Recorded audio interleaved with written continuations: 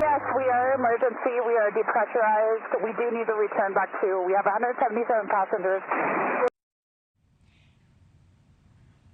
That was a crew member from the Alaska Airlines jet requesting an emergency landing moments after a door plug blew off mid-flight. Big hole in the side of the plane. Shortly after taking off from Portland, Oregon, there was a loud boom followed by a rush of air.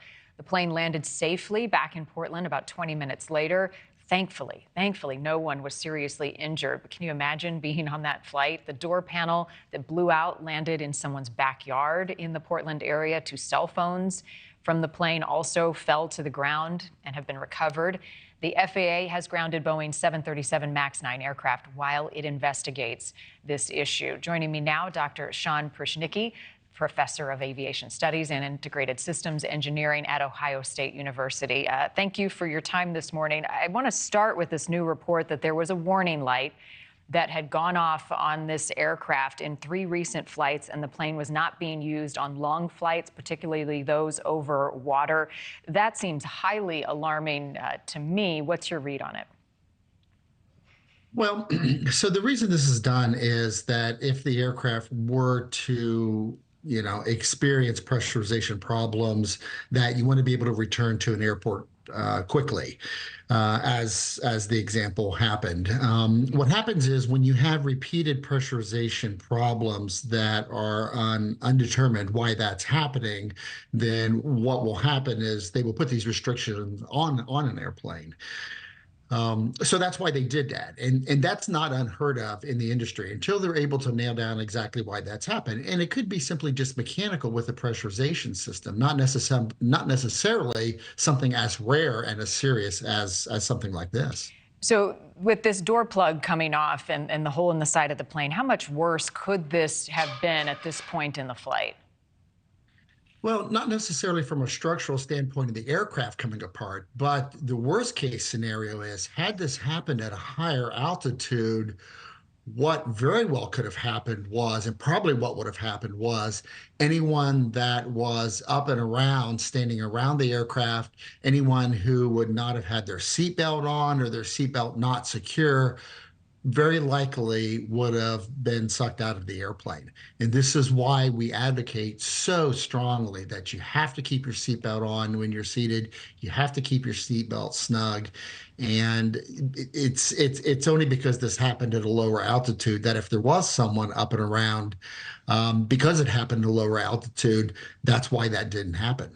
How common are these door plugs? And as investigators look into this issue, how long before they determine what may have happened here? Well, this might take an extensive period of time, Marni, before they're able to figure this out, because there's many different reasons why this could have happened. This is probably going to come down to maintenance issues, metallurgical examinations. This could take an extensive period of time, possibly even as long as a year to be able to make this determination. But then again, it could be a much shorter period of time. We just don't know because there's so many different things that have to be looked at. So we're just going to have to wait and see at this point in time. But this is extremely rare. In fact, I cannot think. I did a little bit of research. I am not aware of any door plug scenario that has happened like this. We've had structural problems, significant structural problems with the aircraft over the years, and they are exceptionally rare. I've never heard of a door plug blowout like this. Finally, we heard just a moment ago, cool as a cucumber, the flight crew in what was, I'm sure, a very scary situation that they do train for. What's your make and read on how they handled this situation and making sure everybody was as calm as they could be getting to the ground safely? Well, we do train for this. I myself am a former airline pilot, and we do train for decompressions and even explosive decompressions.